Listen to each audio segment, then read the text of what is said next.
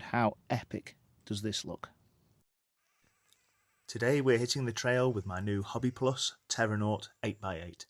This thing is an absolute beast. It's doing the heavy lifting while the FCX24m Camel Trophy Discovery hangs on for the ride. We'll mess around with some climbs, carries and recoveries and see what this Terranaut really can do out on the trail. This run I'm going to be taking it out for its first proper go with me. Obviously I've taken it around the house a few times and had a little play with it, but this is its first time out of the house. I'm going to be playing with this as well. This is my new 1/24th FMS FCX24m. It's a mouthful.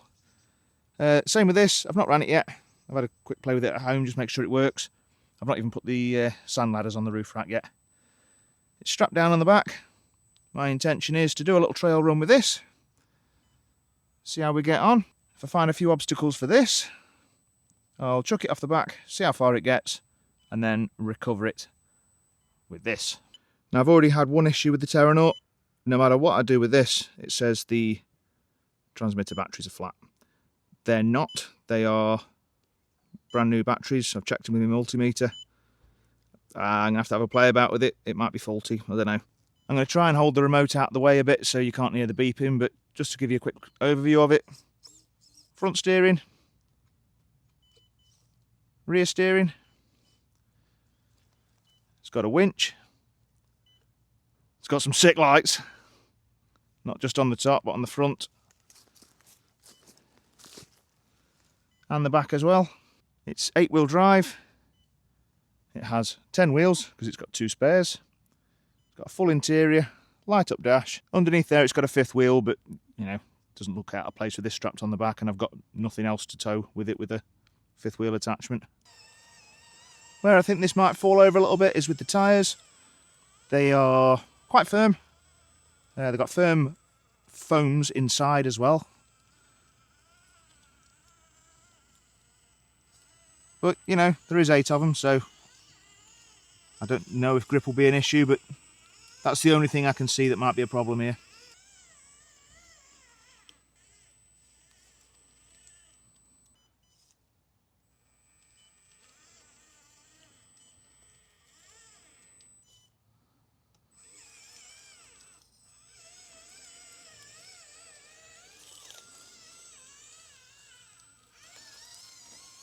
I will say as well, driving one-handed, it's quite difficult to operate the rear steer. Well, difficult, it's impossible to operate the rear steer and the front steer at the same time. I guess I could make it, maybe. What's that doing? Ah. I can make it crab walk. Cool party trick. Probably not going to be that useful on the trail though.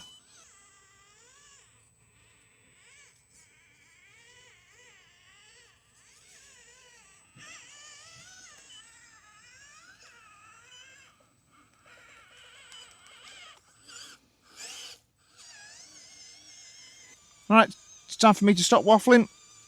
Let's go hit the trails.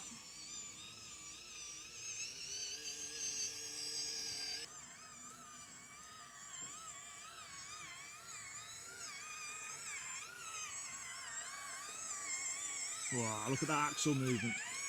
Lovely.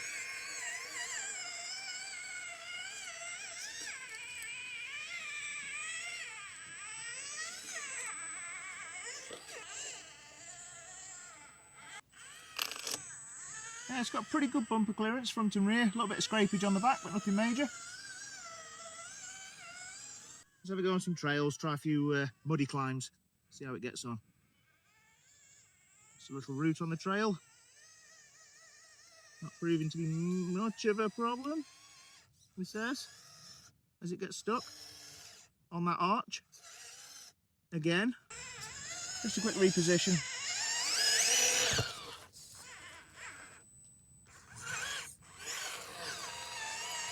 After 45 minutes of continuous beeping, it's decided to shut up, and I've done absolutely nothing. So, I haven't got a clue. If you know what's gone on there, let me know in the comments. I'm not very familiar with these Fly Sky remotes. that light was green. That light was flashing green once every second, and it didn't matter what I pressed or did. Tried taking the batteries out, leaving it a minute, putting them back in again. Normal, power on, power off, nothing. Yeah, so it's just stopped on its own. A little bit of a rooty climb. I have taken the little Defender, no, what are you? Discovery. Taking the little Discovery off the back. I'm going to get this up there, then I'm going to have a go at getting up with this. And when it can't do it, this is going to winch it up, I hope. The first challenge will be getting this thing up there, so let's see how we go.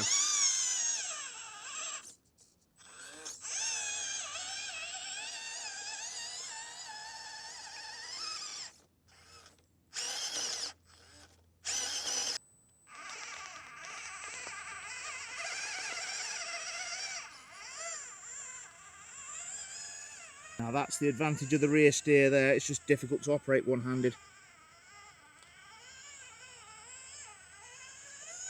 How cool does this thing look?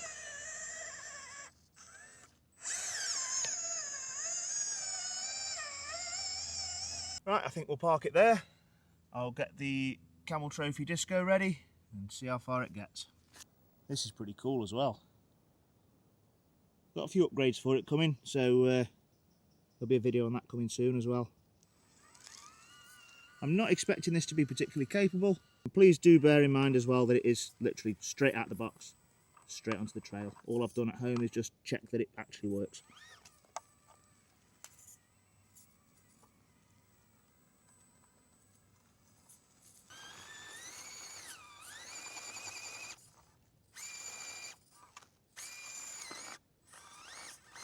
Looks pretty stuck there. Terranaut to the rescue. This winch is a funny thing to operate. It's sort of one button press to send it out, one button press to stop it, and one button press to bring it in. So I've already come a cropper, accidentally pressing it while on the trail. It's definitely something to be aware of. I guess the good thing of that one button press feature is I can press this, throw it on the floor, pick that up, and try and drive it up as well. And I'm going to snap that winch cable when it all gets mucked up and I can't remember what to do in about 10 seconds.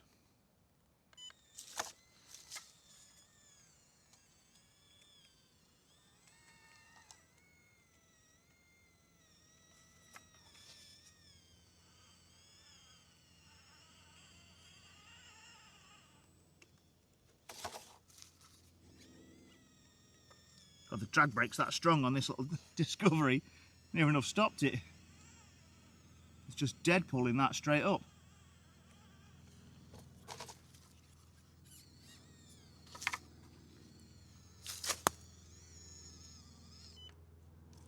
Now, I'm sorry if that was a bit shaky, I had a lot to do.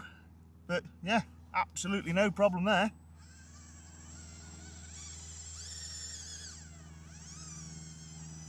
Just realised I could have put the Disco into neutral. Look, it's got 2 speeds, so that's high speed, slow speed, and somewhere in the middle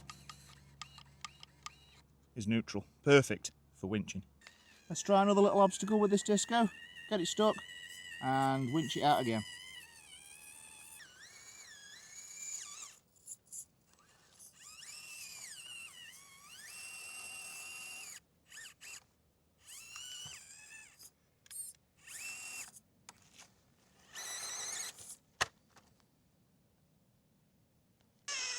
Discovery's on its side, in comes the Terranaut.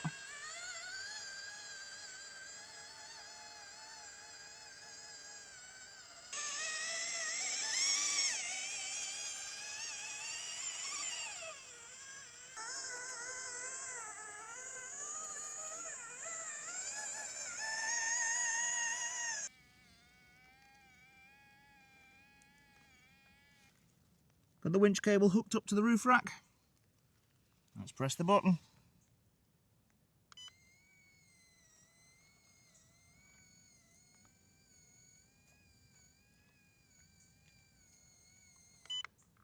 Now again, I'm going to do the press, throw, pick up, try and drive.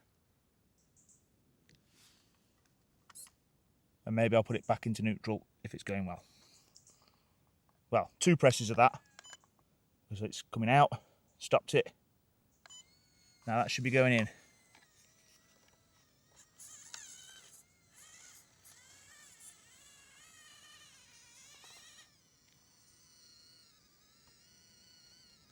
Oh dear.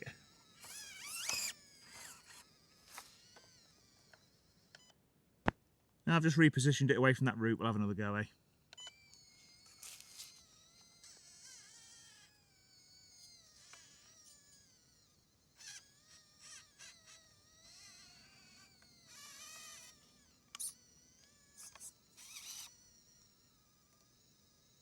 Wow, that's in neutral.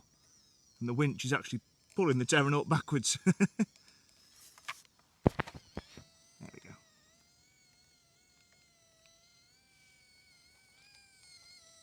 Well, I didn't know it did that. We've now got hazard lights as well as beacons.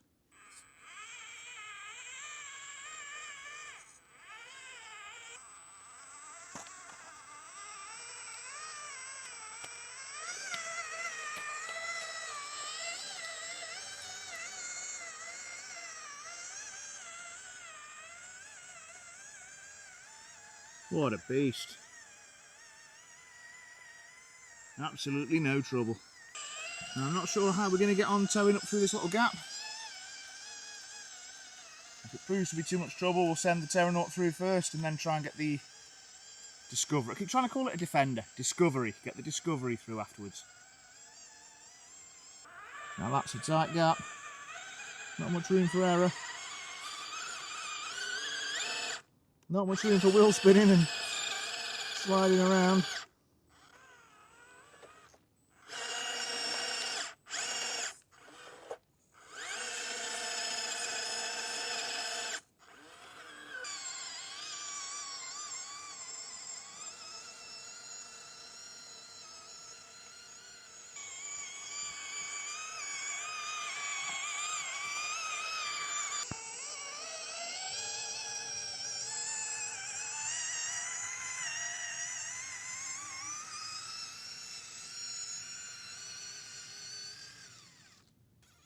Oh, we're in second gear, and it's moving still, so let's keep it in second.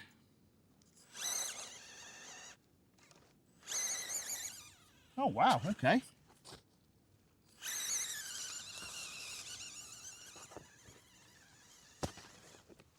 Go on then, little disco. Fair play.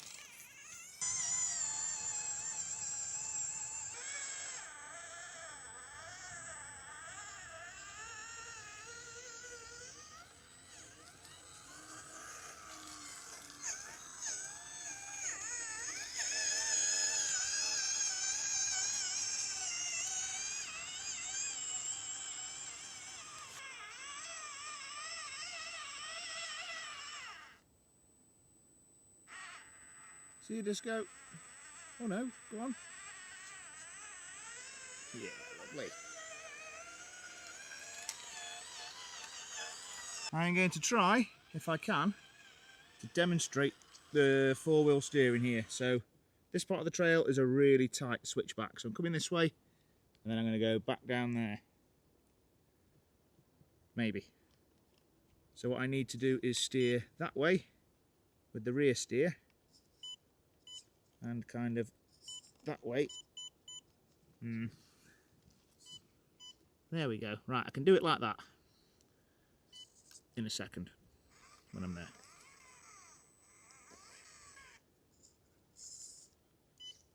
Right, I'm not going to promise the best shot here because I'm trying to do like 4 things at once.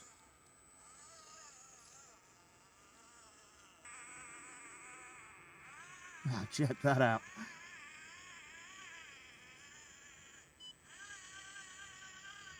Right, I'm going to try and do that again, but from an angle that might not be the most cinematic looking, but it'll show actually how cool that 4-wheel, well, 4-wheel? 8-wheel steer. So I'm going that way with that wheel, that way with that wheel. Okay.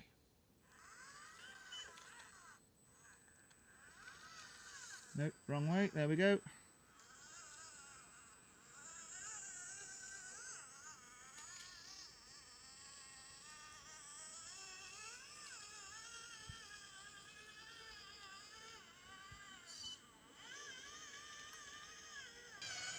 I mean, this thing requires some brain power to to try and drive and film at the same time. Something I haven't got a lot of going spare. But something you can't see on the camera is the smile on my face. This thing's ace. Right, this is rear steer only. Probably going to fall over now, but whatever.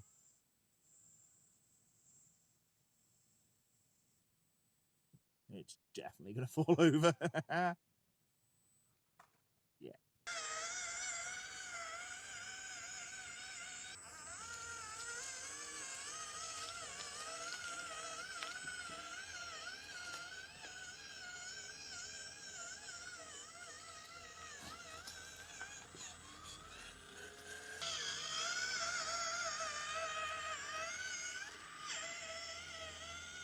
I just started doing this off camera and it actually nearly made it, so I backed up and having another go.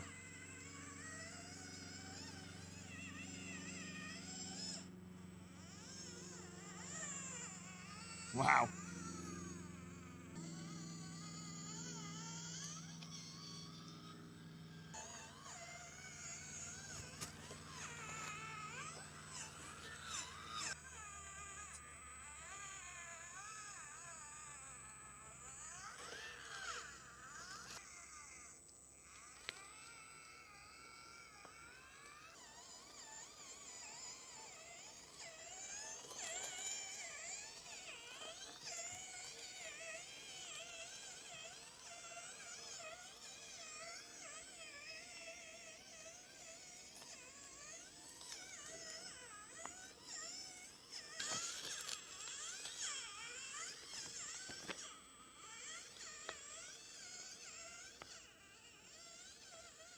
Something I don't think I mentioned was the trail speed in second gear. In fact, I don't think I even mentioned it has a 2-speed.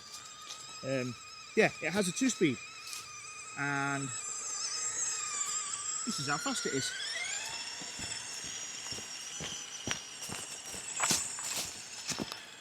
Right. That rips. Wait for me.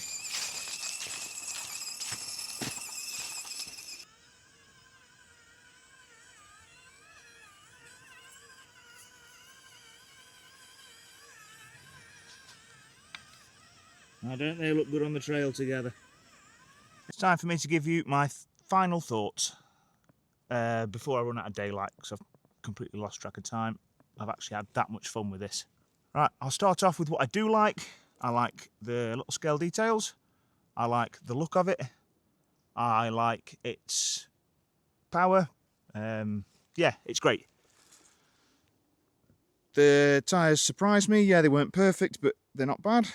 I've had no issues with any of the physical structure of the truck. The only thing I would say I'd like to do perhaps is just trim that. I think 3 or 4 times I got caught up on that to the point where the truck wouldn't even move. The fifth wheel's a nice addition. The all alloy shocks and alloy, or aluminium presumably, chassis, nice touch. I've had no issues with the 9 million servos that are on it. I think there's one on each axle. There's a shift servo somewhere in there.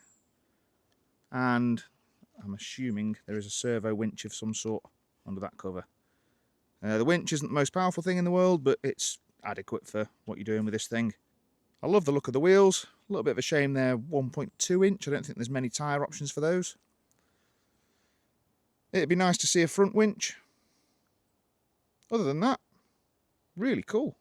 It could do with some weathering and some detailing. You know, it's very flat in its colour. It's, you know, like there's the exhausts there, and it'd be nice to see a bit of soot poking out from the back of them, and paint some of those rivets up a different colour, perhaps put some streak lines down from those vents and that sort of thing. But for me, that's what this hobby's about. I don't want that from the factory. I want to do that when I get the rig.